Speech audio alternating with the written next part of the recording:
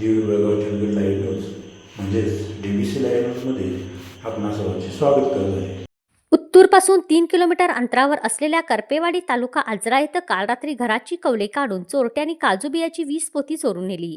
या काजू बियाची किंमत सुमारे 2 लाख रुपये आहे असं यादीत म्हटलं आहे.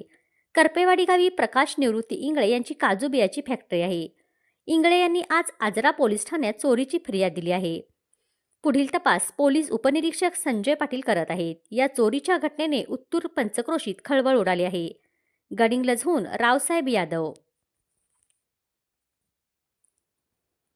लाखो भक्तांच्या नवसाला पावणारे जागृत देवस्थान सौंदती कर्नाटक येथील यल्लमाची देवीच्या यात्रेत सहभाग होण्यासाठी चंदगड व परिसरातील भक्तजन नुकतंच चंदगड येथून यल्लमा देवीच्या दर्शनाला रवाना झाले.